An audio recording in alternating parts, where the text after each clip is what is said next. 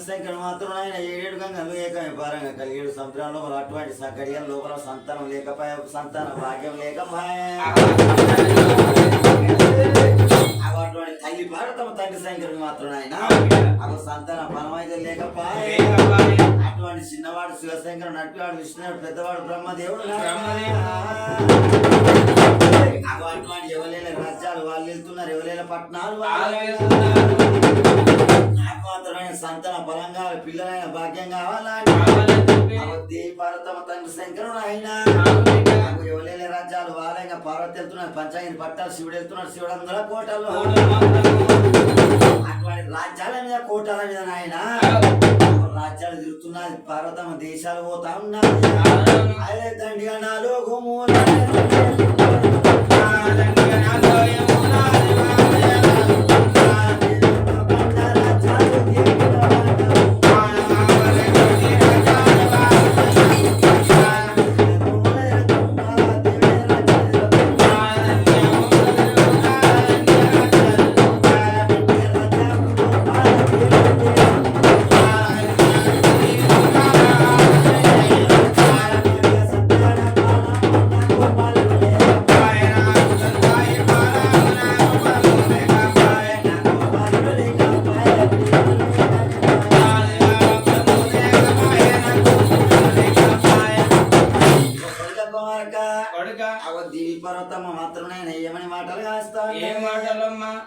రాజ్యాలు తిరిగా దేశాలు తిరిగా మాత్రం ఆయన అటువంటి రాజ్యాలు తిరిగిన దేశాలు తిరిగిన ఊళ్ళో ప్రయాణాలు చేసినా గానీ అవి మనం వాస్తులు అడగబోరు అంతస్తు అడగబోరు కానీ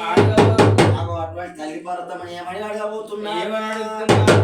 తల్లి పార్వతమ్మ ఏ రాజ్యం లోపల ఏ దేశం లోపల అయినా కానీ మాత్రం ఆయన సంతానం లోపల మాత్రం ఆయన వాస్తులు అడగరు అంతస్తులు అడగబోరు నీకు పిల్లలు ఎంత మంది కొడుకులు ఎంత మంది బాలలు ఎంత మంది పిల్లలు ఎంత మంది అని అడుగుతారు మరి పిల్లలు ఎంత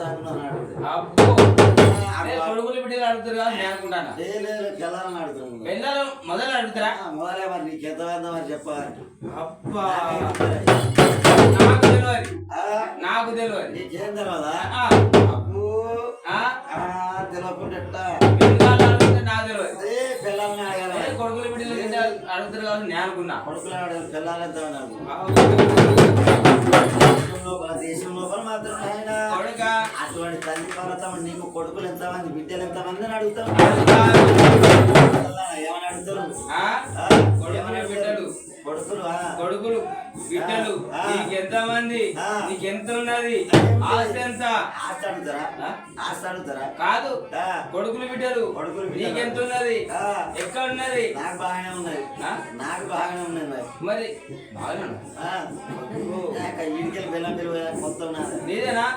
అబ్బో అప్పుడు తాత ముందాం అనుకున్నా గానీ తాగుడికే సరిపోయింది అంతే చేసిండు అగో చూసినా బిడ్డ అటువంటి కాలంలో ఏమున్నది ఏది లేదు అమ్ముకున్నది ఏది లేదు ఏది లేదా ఇదే దక్కిందా ఇదే దక్కింది అయ్యో అసలు అడగలేకపోయా బాలలు లేకపోయా పిల్లలు లేకపోయినా అటువంటి తల్లి పారతం మాత్రమే బాలలు కావాలంటున్నది పిల్లలు కావాలంటున్నది నాకు బాలాలు కావాలి